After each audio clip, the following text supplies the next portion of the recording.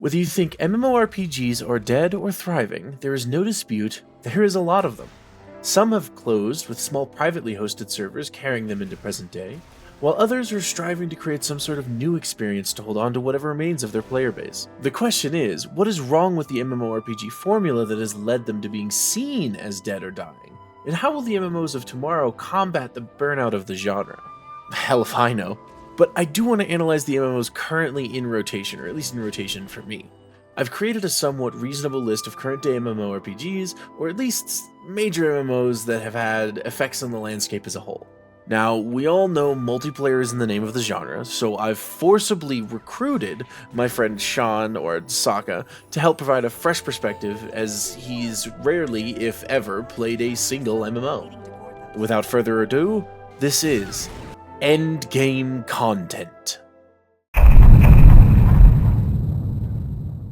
All right. So we just finished Trove.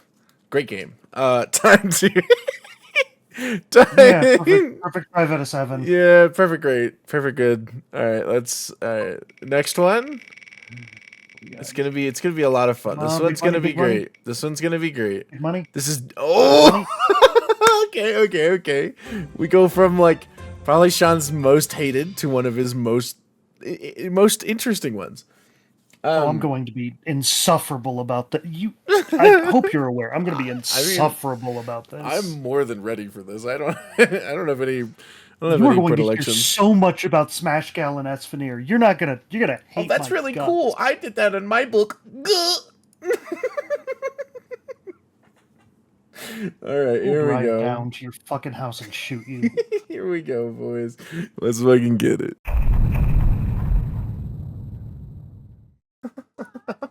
Wait. You could have characters that are just basically other characters. So there's this really long opening cutscene that's blurred out behind me. It has all of your favorite stuff. Nobody kills the bats but me. Most powerful character ever loses to Shrek Rocks. Lex Luthor beats Superman off, only for Brainiac to show up and remind Lex that the heroes didn't form the Justice League for him. They formed it for like greater threats, and there are bigger fish in the sea. Future Lex comes back to present-ish DC area and gives the world more superhumans to fight, aka us, and we're fighting the current slash future Brainiac that's here now. That's the exposition at the beginning, but honestly, I'm only interested in talking about the character creation that comes next. Personality. Oh, yo, Flirty is hilarious. The lean. Alright, Sean and I rolled a die to decide whether we'd be heroes or villains, which came of villains.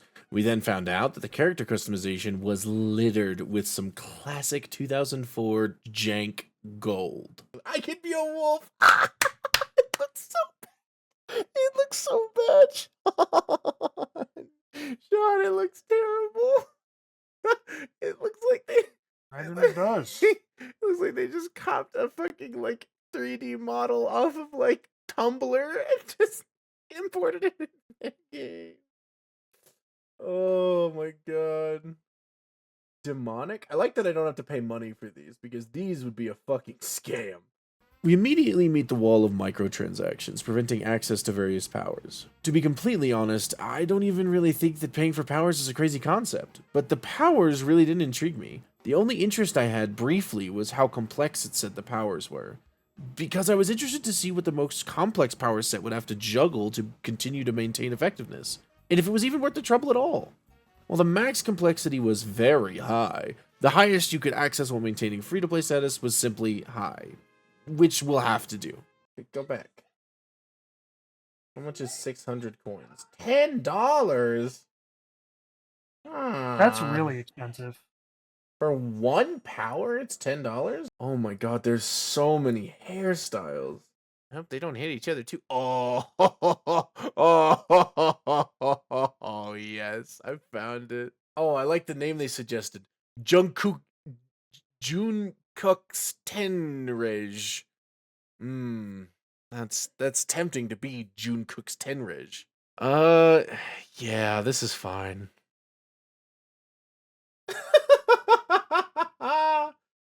This game is bad.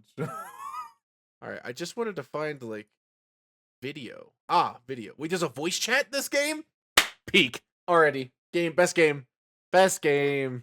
This is where I found a gem that I thought would make this game a top 10 banger for me. Proximity voice chat.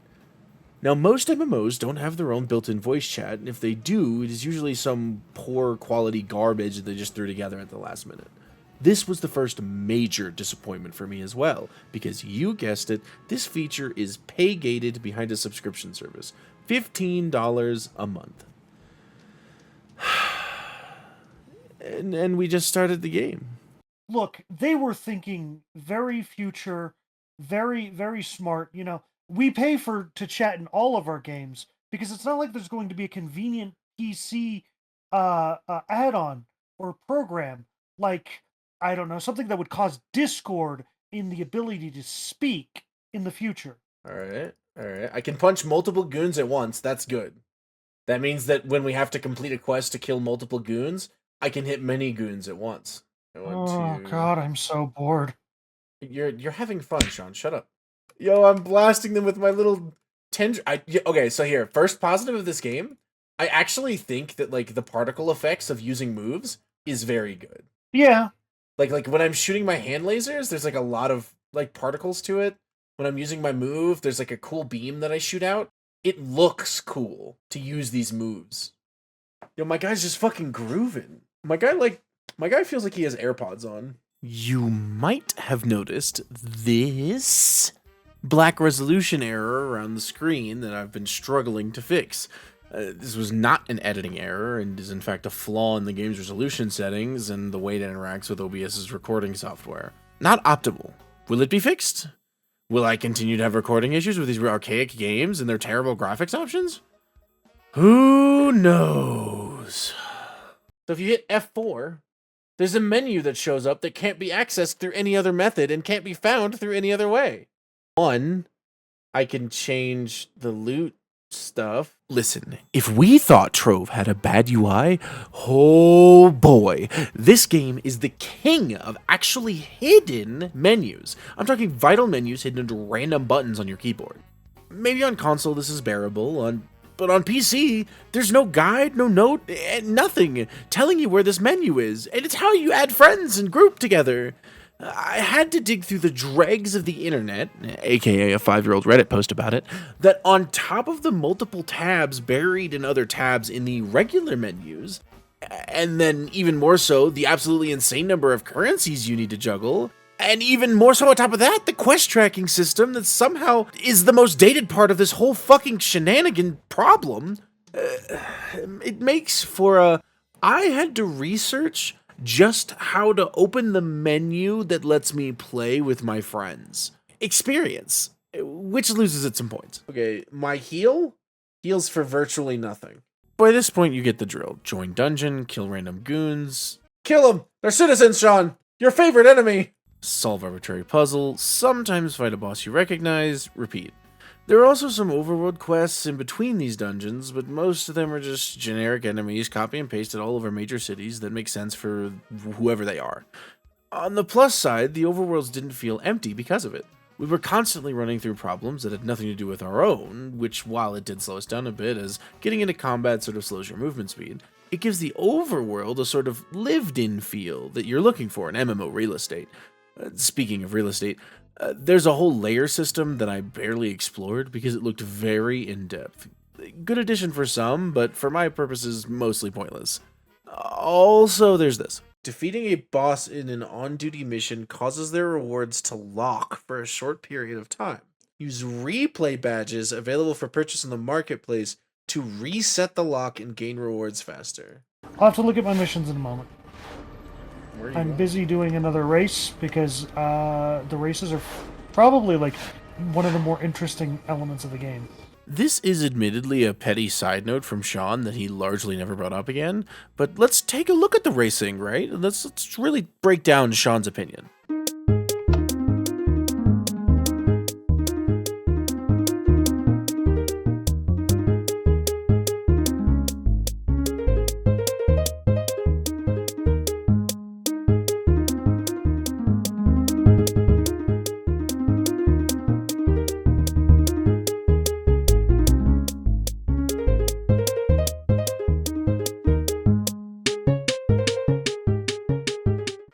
the whole racing bit aside, Sean and I wrapped up after about 4 hours of play and felt sort of empty. There's a lot of flair and a lot of opportunities to spend money, but like, a lot of the powers were uninspired. I mean, atomic and celestial sounds neat in theory, but when in-game, all the lanterns are squished into one light power, and the rest really aren't that visually different from the free ones, we had a low start is all I'm saying.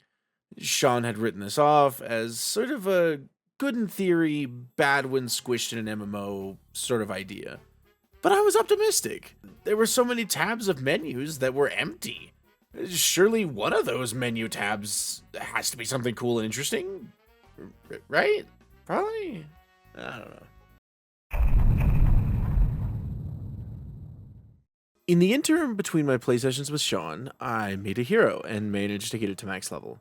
So here's a bit about what my research dug up about the later game grind loop. We're gonna have to reposition, reevaluate, and reassess our goals.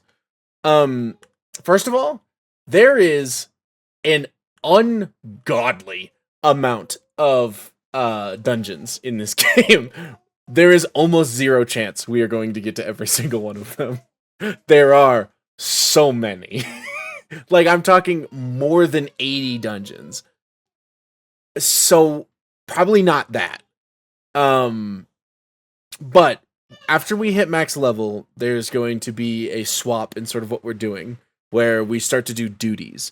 And what I do think we should try and do, also, as soon as you get to level 30, you can immediately, the game lets you like sort of force jump your way into current content. It will set your power rating when you're in the new areas to like 332, which isn't great, but it'll be playable. What I think we should do is I think we should try and our goal, get to max level. I'll walk you through some of the grinding you would have to do, like how you would go about it, because I think that's important. But it's mainly because most of the grinding here is on a daily lockout. We would have to play every day for a certain amount of time to get to where we would want to be, right? Which is just like time for this. Yeah, but the thing is like if you were playing this for fun and you like just enjoyed it and you were just doing cool stuff, that would be fine, right? Like you just play, you do a dungeon every day. If I actively had a lobotomy, yes, this would be better. But I don't have a lobotomy, so this game is much more tolerable because like the dungeon that you do every day is at least shorter. We'll actually do one here. We'll move into it in a second, but after this, we proceeded to do one of the grinding options that is locked daily: stabilizer fragment dungeons. 15 of these fragments makes a stabilizer, which opens various different loot boxes. You get about 5 of these stabilizer fragments per day, meaning that every 3 days you open a loot box. The loot boxes can give anything from cosmetics to one of the 200 different currencies that are used for a lot of different things in this game. Now, this is only one of the grinding angles of the game. There's feats, quarks, coins from all sorts of different places, and a ton more I'm sure I missed. Here's some highlights from the second session. My partner in crime, literally. Yeah, I'll take partner in crime. I'm less cool with sidekick specifically. Why is that, Sean? You don't feel like sidekicks get very much respect? I feel like I just think I'm respect stuck. you as a boss. I got this one. I think your sidekick help your boss. He's stuck. Never mind, I Call found for my way out. backup. That's why I'm the main hero and you're the sidekick. Man down. Yeah, Richard? Alright. It's a lot in this game. Villain, Yeah. you go no further. Donna Troy?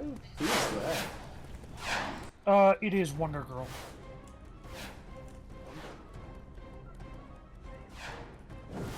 Yeah, she's a Themysciran. She's Wonder Woman's sidekick. What? I don't actually know a lot about her, I can't. other than apparently she's a bitch. Like, Jesus, this is easy. I can't. So because you went in there before I got there, I can't go in. Sometimes I wonder why I stay in this stinking, polluted city.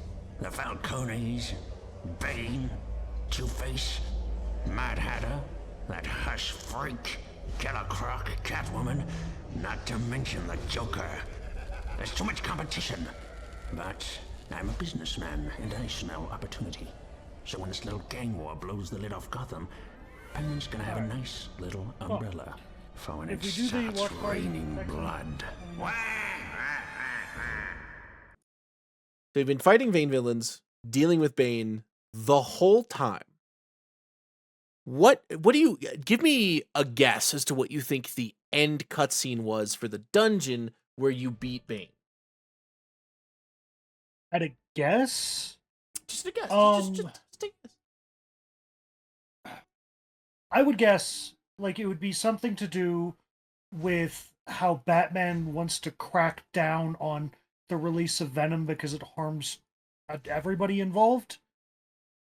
But that doesn't sound like it's going to be correct. That's what I would put there. Or because you're playing the heroic playthrough. Yeah. Right? That's what you think, right? That's what you think you beat Bane, and then no, what you get is a monologue from Penguin about how there are too many villains in Gotham City. That's random as fuck. I mean, there are too many purely out villains of in Gotham. nowhere. Also, side note here, the end of his cutscene, the subtitle, he starts laughing, and the subtitles there says quacking intensifies. Quacking it. Okay, so first of all, quacking intensifies. Amazing subtitle. That is Perfect subtitle. 10 out of 10. There were a lot of discussions about things like multiple cutscenes that didn't really align with what we did in the dungeon, yada yada yada. But what was more problematic was the time to level drop in the 20s to 30s. I know the way we are doing MMOs is largely incorrect, but if most of your content is past level 30, then why are you forcing someone to push through the content that comes before that at such a slow grind? You could be getting them to a more fun, enjoyable experience even faster. That being said, after about a 6-hour session, we hit max level, and it was time for the name of the series once again, Endgame content. We're here, max level, and we're ready to take on some of the newest content. There were two sort of current events to choose from. Harley Quinn versus Apocalypse, and John Constantine messing with magical stuff. We chose to spend more time with the Harley Quinn side of things, as it looked a bit more visually appealing than the snowy castle that was the other zone. Here is where I think this game is the absolute strongest. The game has some difficult enemies that, while I felt they weren't labeled to show the difference in difficulty very well, they required us to work together. The footage behind me is a group of heroes and villains fighting a world boss, Brimstone, and it was a legitimately fun experience. Running around this twisted version of Gotham while helping a bunch of different heroes/anti-heroes, all while earning this area's currency, Coney coins, was fun. The main complaint I had was with my healer role that I swapped to try it out a bit more in these more difficult areas.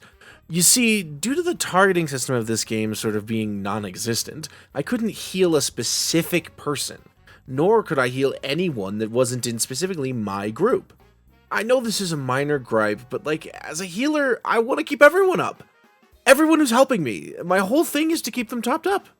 And having no option to heal anyone but Sean was disappointing. This is also where the game opens up like a fine red wine. You get access to tons of episodes, which are basically just like comic books that you can interact with and have like a sort of self-insert in. The UI buries these experiences a little bit in different teleporters that aren't super clear where they go, but the content is there and it is fun. That's all I've got for the endgame, really, so let's move to the scores. So first, potential. What do you think about the potential of this game, Sean? I think this is where we're probably going to disagree. I don't really know what your opinion is necessarily. I think that this game had a lot of potential. I would give this a 3 out of 5. The heroes and villains aspect to it could have gone somewhere if it was a little bit better thought through and a little bit more considered. I'm like so tempted to give this game like a fucking 5. This game could have been so good.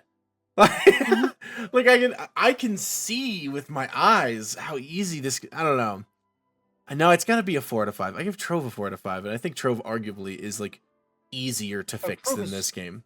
So comics as a medium is so tappable and they've gotten so close.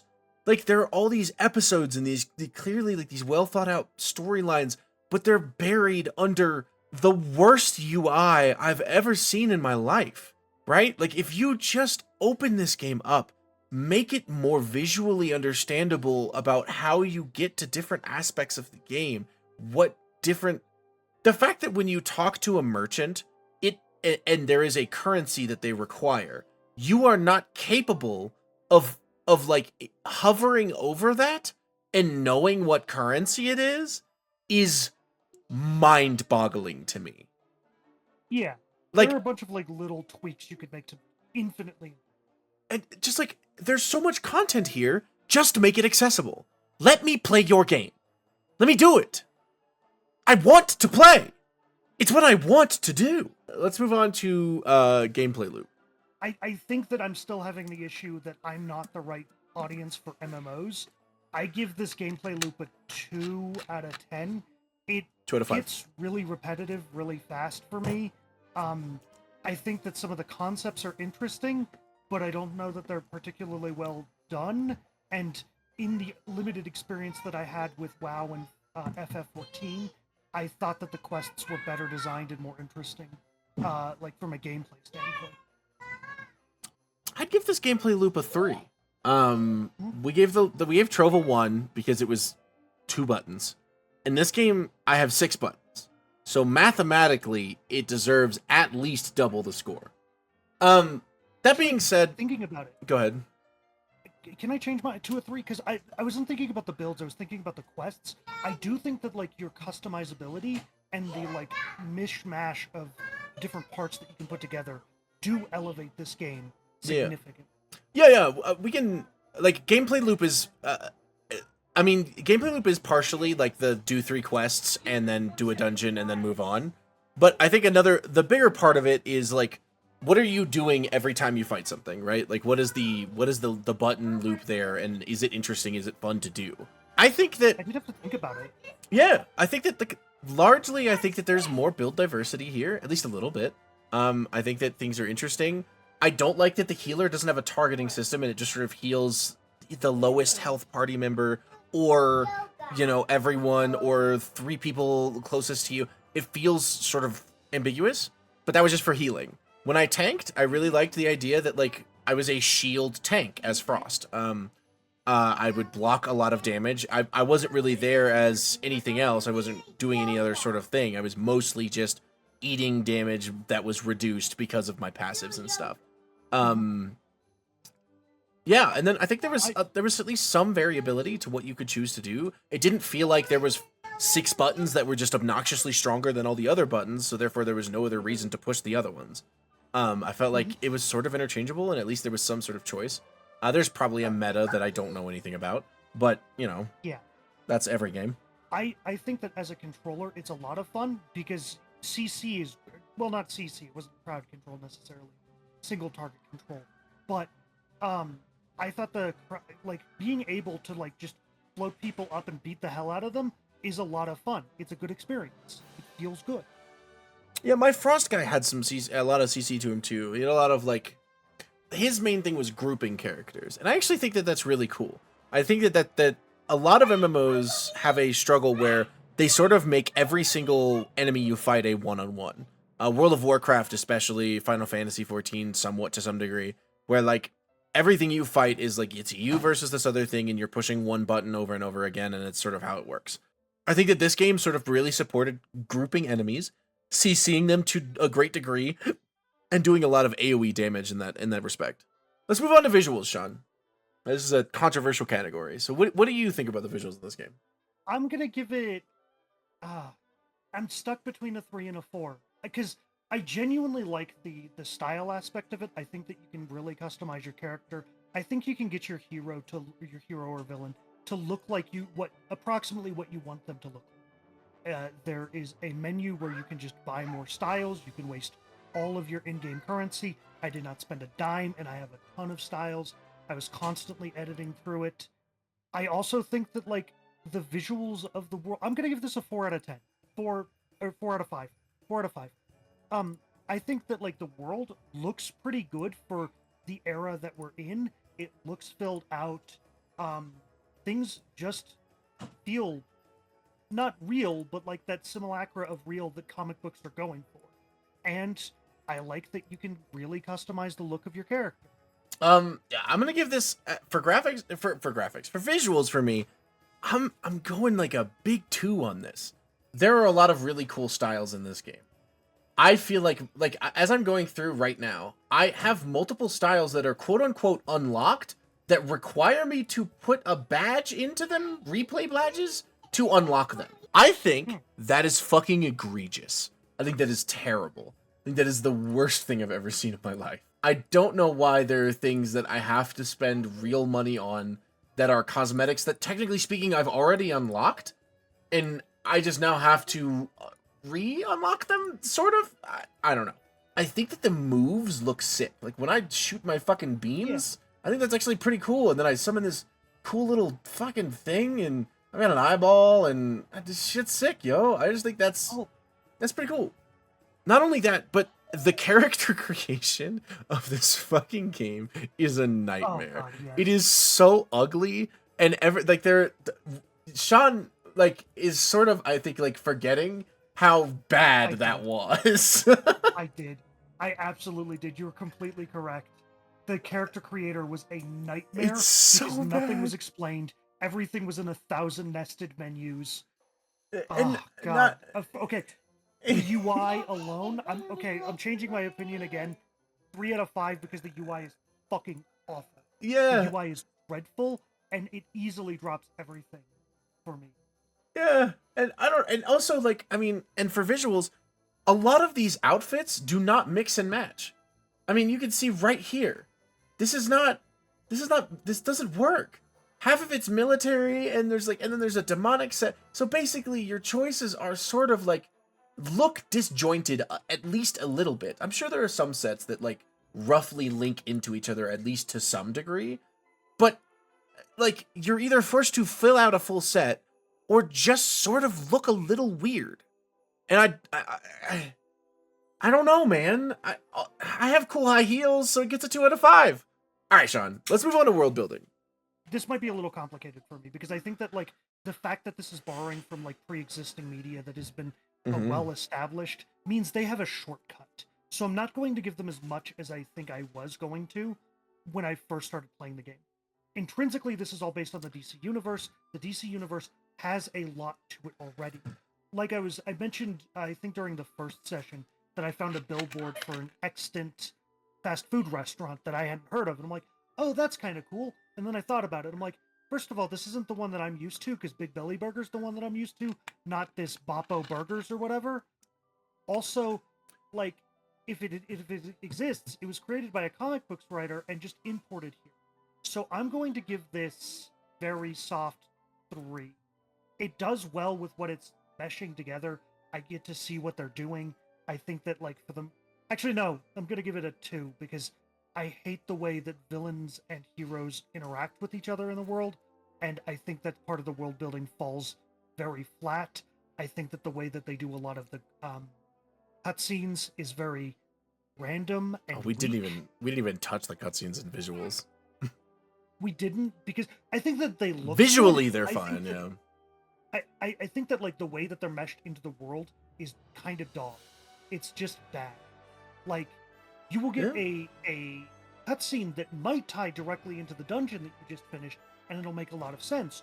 Or you could get the Penguin just randomly talking about crime after you complete a Bane mission. And I'm just in here that had nothing to do with anything. What the fuck are you talking?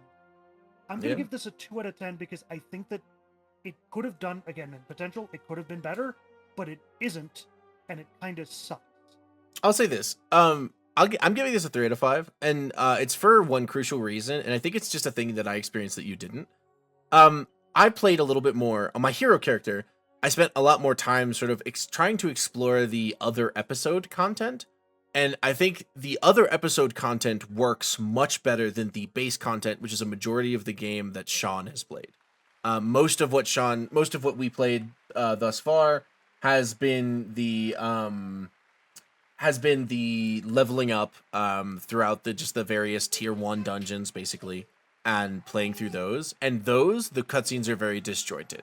I will say that, like, weirdly, like, as a crossover for visuals here, the later dungeons don't seem to have cutscenes at the end of them at all, which is like a good and a bad, because usually they still have some sort of story exposition. We just finished one where the opening to the Apocalypse era stuff, where Harley Quinn is just like being very weird and like not really as witty as I feel like she would normally be, and it's partially due to like the weird visuals in front of you because they're just character models moving instead of like an actual cutscene. I think a part of that is that they were literally trying to do new mouth flaps, which doesn't exist in the early game content, but they were trying in the Apocalypse mission, and it looked kind of grody. Maybe. I don't know, but the other ones were done in like a very comic book style, which I feel like fit the theme better. I feel like it would have been cooler to just have like a comic book. Yeah. Yeah, I like the comic better. But as far as like the world building, like the other episodes are cool. Like they establish a very good like world system to it. You know what I mean? Outside of just the comic books, they have sort of their own system of doing things, their own way of storytelling, because they all have to link back to being this centralized sort of system, which it works a lot better when you push into those episodes. Again, it's hard to find them. It's difficult to get to those episodes, and it's hard to know where to go. All right, John, and then we're gonna push on to fun here. What do you think about fun? How much fun did you have? I gave Trove a 1 out of 5. Definitively. Yeah, you did. I had more fun with this game. I don't know how much exactly more fun I had with this game. I'm gonna give it a 2 because it does get sluggish, especially in like levels 10 through 30. I think it feels very slow and kind of dog. I give it a 3. I had a lot of fun. I laughed a lot. And I mean, I know like the game wasn't exactly trying to make me laugh, but I still laughed, and I think that that's fair. I don't know. Like, the game's it's very of its era. Like, I mean, it's like a lot of the character creation just screams like 2004, which is like, I mean, isn't exactly where it's from, but it's sort of what they were working with. And like, I don't know, like, I like the goofy, like, my character, when his idle animation is stupid and weirdly cocky for some reason, where he's like leaning back and sort of always nodding his head. Like, it made me giggle because in cutscenes he also looks like this. He's just standing next to Batman doing this. Like, I don't know. It made me laugh a lot, which I think that if that goes anywhere, it goes in fun. Circling back to one bit, I do think that a lot of fun that I had for gameplay, I think that flying feels good. For the most part, I think super flying, the super speed flying kind of sucks because you'll get stuck on every wall everywhere, but like flying itself feels very good. Yeah, I think I feel the opposite. I think super speed is like super disorienting. Because you walk up things, but then if anything has a roof, you walk up to the roof, and then the game like flips your controls randomly, it seems, or like when you stop forward momentum, and then it readjusts your controls, and then if you stop for too long, you just sort of fall to the ground again. I don't know. Super speed was crazy. Acrobatics was pretty fun, although it had a similar issue where like the weird like interaction with ceilings. But I thought acrobatics was widely cool as well. Acrobatics also was it was the only speed set that I saw that like you could kind of use in combat. There's like this grappling hook that you can just like sort of pull yourself straight out of combat, which was sick as fuck. Yeah. Well, so we have one more thing to do. We have should you play it? Yeah. Yeah. I think as far as my other MMO experiences, I'm gonna give this a pretty decent. If you have a lot of time, if you want a DC flavored MMO and you have some time, I think this is worthwhile. Yeah, I'm inclined to agree. I think like, yeah, if you're a comic book fan, or if you just have like a hero or a villain in your heart that you want to remake in a video game, I think that like largely this has the capacity to do it. I mean, you're gonna probably have to spend some money, but I mean, I don't know. There's one thing this game has in spades, and it is fucking content. There is so much shit to do in this game. You will not, like, I mean, I would argue it would take you longer to catch up than it is for them making new content. They're making new stuff faster than I think you could possibly beat the old stuff. So, yeah, if you've got a lot of time, there's a lot of game here. There's a lot of probably interesting dialogue and cool cutscenes and stuff like that we didn't really get to see. Sort of because of the nature of this video, the leveling was a little grueling, but once we got to Endgame, I think we thought it was pretty and generally was like, it was like generally all right. I don't know. It was all right. Once you hit 30, it clears up a lot. You can go wherever you want. You can do a lot of stuff. And, like, there's a lot to see here. Genuinely. Oh, and talking about population, there's also other people around, which is like crazy. Oh, yeah. A lot of games that are this old don't have anyone. I mean, there are at least like, I mean, God, we ran into like 2 groups of 10 at least that were fighting different world bosses and doing the daily quests and all the featured missions. Yeah, it's a time sink because I'll be honest with you, a lot of these missions are repeatable, but they're only repeatable if you use your replay badges to repeat them. And replay badges are an out-of-game currency that you just have to buy. But there are 2 of them up at once, and I assume both of them have suitable repeatable dailies. So that's like a couple, probably like 2 or 3 hours of dailies every day, and then you have a bunch of old content to sift through if you really like, you know, if you've really just got like a week off from work and just want to dump some time. I don't know. It's also on console, which is like also cool. I mean, you know, your dad can play this.